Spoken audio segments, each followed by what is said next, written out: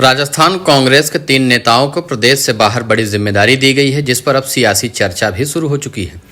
चर्चा है कि तीनों पूर्व विधायक पिछले कुछ महीनों से संगठन में जिम्मेदारी लेने के लिए आलाकमान तक अपनी लॉबिंग करवा रहे थे। कांग्रेस ने दिव्या मदेरणा, धीरज गुर्जर और दानिश अबरार को 3 अलग अलग प्रदेशों में प्रभारी सचिव बनाया है। इसमें धीरज गुर्जर को उत्तर प्रदेश का प्रभारी सचिव, दानिश अबरार को दिल्ली का प्रभारी सचिव, दिव्या मदेरणा को जम्मू और कश्मीर का प्रभारी सचिव बनाया गया है।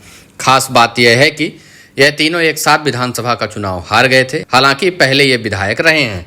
राजस्थान कांग्रेस में अपना पारिवारिक राजनीतिक वजूद रखते हैं। चर्चा थी कि धीरज गुर्जर देवली उनियारा से विधानसभा का उपचुनाव लड़ना चाह रहे थे, लेकिन उसके पहले ही उन्हें यूपी भेज दिया गया।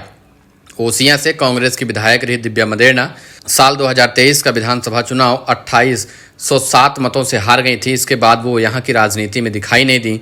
सूत्रों का कहना है कि तभी से वो संगठन में जाना चाह रही थी। इसके बाद उन्हें अब राष्ट्रीय सचिव बनाया गया है।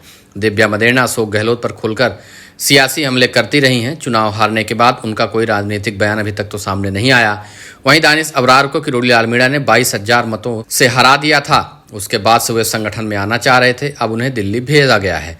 जबकि धीरज गुर्जर जहाजपुर सीट से मात्र 600 वोटों से चुनाव हारे थे, लेकिन अब उन्हें यूपी में सचिव बना दिया गया है। राजस्थान में 6 सीटों पर उपचुनाव होना है, जिसमें ये तीनों नेता यहाँ पर प्रभाव डाल सकते थे। इसलिए उससे पहले इन्हें बड़ी जिम्मेदारी देकर यहाँ से बाहर भेज दिया गया है। राजस्थान में चल रही आपसी खींचतान को खत्म करने का भी एक तरह से ये प्रयास है, क्योंकि देवली उनियारा सीट पर धीरज गुर्जर को सचिन पायलट टिकट नहीं देते। सचिन पायलट वहाँ पर अपने किसी खास नेता को ही टिकट देने की तैयारी में है। देवली उनियारा सचिन पायलट का खासा प्रभावी क्षेत्र माना जाता है और यहाँ से वह सांसद रह चुके हैं, जिसके चलते सचिन पायलट के हाथ में ही है कि देवली उनियारा में किसे टिकट दिया जाएगा। देवली उनियारा में मच रही खींचतान को खत्म करने के लिए एक तरह से धीरज गुर्जर को राजस्थान से हटाकर उत्तर प्रदेश में शिफ्ट कर दिया गया है। वहीं दूसरे नेताओं को भी आगे बढ़ाकर राजस्थान की राजनीतिक लड़ाई को समाप्त करने के लिए दूसरे राज्यों में शिफ्ट किया गया है। दिव्या मदेरणा भी अशोक गहलोत पर चुनाव हारने के बाद से लगातार हमलावर रही हैं और उसका नुकसान राजस्थान कांग्रेस को खासा देखने को मिला। इसी वजह से राजस्थान में उन सभी नेताओं को धीरे धीरे कांग्रेस पार्टी किनारे कर रही है, जिनकी वजह से राजस्थान में कांग्रेस को बड़ी खींचतान और आपसी लड़ाई का सामना करना पड़ा।